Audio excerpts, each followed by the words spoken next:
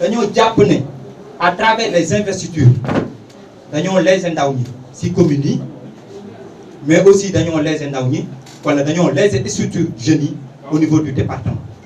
mooy ci confection liste ville de Dakar boo xamante ne suñu camarade le ministre Abdoulaye Diouf Sarr le président jox mu jiite liste léegi du ñu gis ne aussi mooy jàpp nañ ne tey ñun force du ñu représenté ci politique ci terrain wu Dakar ak communes yi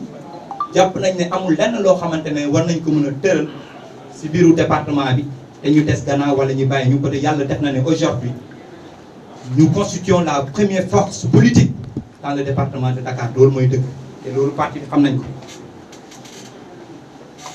donc lu tax tey suñu janoo ji mooy ñun amul kenn ku ñuy waxal waxuñoo ministre le ministre Abdoulaye Diouf Sarr parce que jàpp nañ ne liste bi nu mu ko defaree tegewul ci yoon parce que mënoon na gën a rafet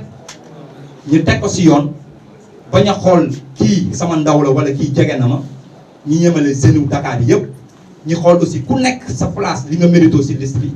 ñu def ko pour mu rafet tant plus que aujourd'hui lu ñu soxla mooy dañoo soxla toutes les forces dañoo soxla toutes les énergies pour mën a dem jëli mairie de Dakar di gis aussi au-delà de la jeunesse ñu gis aussi ay responsabilités ay kilifa ñoo xamante ne tey au niveau du parti seen taxawaay am na solo ci parti bi ñëpp aussi gis nañu aussi nu ñu leen léser ci biir liste bu Dakar donc ñu jàpp ne liste bi mën nañu bañ a jàpp ne liste bi liste Benno Bokk Yaakaar wala liste Macky Sall la mais mën nañu jàpp ne liste bi liste ministre Abdoulaye Diouf Sarr la parce que ay nitam ak ñu ko jege la ko dugal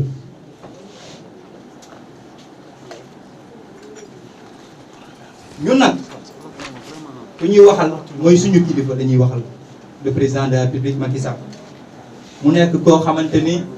gëm na ndawam mu nekk koo xamante ni aussi am na yaakaar ci ñun te ñun xam nañ ko raison pour laquelle situation nu mu mënti demee dañuy tey def naan wax ak moom en plus que jàpp nañ ne duñu mës a bàyyi gannaaw jàpp nañ ne duñu fàtte donc lu ñuy ñaan son excellence le président de la République Macky Sall mooy tey situation bi ñëpp gis nañ ko bu mu jëlee le ministre Abdoulaye Diouf Sarr choisir ko comme tête de liste man miy wax ak yéen en tant que en ma qualité de coordonnateur de la COJER de Dakar maa jëkk bind un communiqué féliciter le ministre Abdoulaye Diouf Sarr si nu ko président tapé pour mu jiite tête de liste de la ville de Dakar et l'ensemble des responsables communaux ñoo xamante ne aussi le président de la République choisir na leen pour ñu doon les têtes étendards de notre coalition au niveau des communes. waaye bu liste bi génnee la ñu jàpp ne la ñu gis ne de façon très flagrante parce que tey ñun xam nañu parti bi de façon très flagrante la ñu gis ne fii mbirum xaritoo moo fi am mbirum kii jege na ma wala kii jegewu ma moo am ci liste bi alors que loolu mënoon na ñàkk parce que tey fu ñu jëm on a besoin de tout le monde wala sax booy dem ba di yàqal wala di bañ a jël ñu la gën a jege nga war a beddi jël ñoo xamante ne peut-être xaw nañ la sori parce que tey combat ñëpp la aujourd'hui le ministre Diouf Sarr a besoin de l'ensemble des énergies républicaines et de la coalition Benno Bokk Yaakaar du département de Dakar pour ñu mën a dem jëli mairie bi parce que du combat bu yomb donc ñun bu mu amee ñëpp xam nañ ne aussi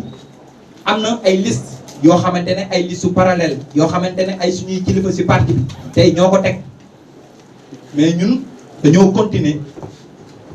fidèle aux orientations du président de la République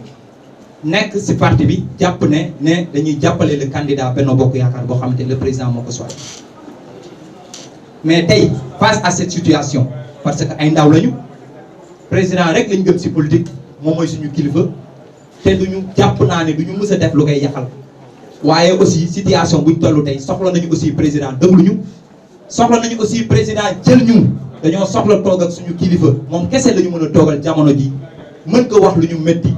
moom aussi mu jox ay orientation pour que ñu mën a xam ne ñuy taxawee tey soxla ñu kenn ku dul suñu kilifa le président de la République Macky Sall looloo tax nit sabab jotaay bii pour que suñu kilifa le président dëgguñu mën ñu recevoir ñu wax ko ñun lu ñu métti moom it mu mën ñu wax aussi ni ñuy taxawee ñu waxtaan par mooy suñu kilifa parce que bëgguñu yegg ci yenn situation yi parce que lenn am na quel que soit alpha ñun nekkuñu ay ndaw yoo xamante ni dañuy jéggi wala di beddi suñu parti wala di yàqal suñu président de la République. Donc vote sanction moom duñ ko mës a def parce que vote sanction mooy di dem votel koo xamante ne te ñëpp xam nañ ni si xunj gi am na koo xamante ne teg nañ ko nee na ville de Dakar la bëgg a nekk te ñëpp xam nañu son passé ñëpp xam nañ ni c'est quelqu'un koo xamante ne amul compétence ñëpp xam nañ ni c'est quelqu'un koo xamante ne nitu violence la kon Dakar soxloon na liggéeykat mais soxloon nitu coow nitu fitna.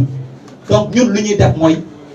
lu ñu bëgg suñu bëbët bu amul bu ñu gisul le président toog ak moom waxtaan ak moom ñu wax ko ñun lu ñu métti waxtaan suñu kilifa ñun dinañ def vote alternatif. Vote alternatif mooy am na ñoo xamante ne ay jegeñaale président ñu teg seeni liste fii si biir Dakar ñuy fii di ko doxal dara bu amul ñun incha allah dinañ jéem a xool kenn si waa njabootu président ñooñu ñu jàppale leen pour jàppale leen pour que voix yi mën a dem si président mais ñun moom jamais de la vie ñuy di jéggi la famille politique du président Macky Sall di jàppale keneen loolu moom duñ ko def ak quel que soit suñu mécontentement. Donc mbir mi dinañ ko wéyal ci communes yi les responsables communaux sont là wax naa ko am na ñoo xamante ne ils vont nous rejoindre 4 coordonnateurs communaux ñoo xam ne dañu liggéey woon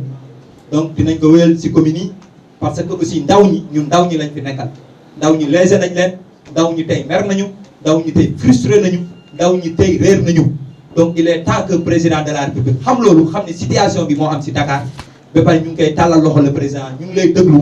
foo ñu woo dinañ ñëw fekk ci la mais le président de la République encore une fois on a besoin de vous parler le président on a besoin de se confier à vous tey ku gis salle bi nu mu mel tey ba ci biti tey ñu ngi jàpp ay ndaw yoo xamante ne si fii la ñu waroon a ñëw ñu ngi leen jàpp parce que salle bi fees na lii day wane encore une fois la force que nous constituons que la COJER de Dakar constitue au niveau du département mais day wane aussi engagement ak témérité bu ndaw ñi am pour que le président de la République xam na ne quel que soit alpha ñun suñu engagement ci gannaawam en tout cas du mës a doon lu versatif donc en tout cas en ces mots laay jeexale version wolof bi di leen jaajëfal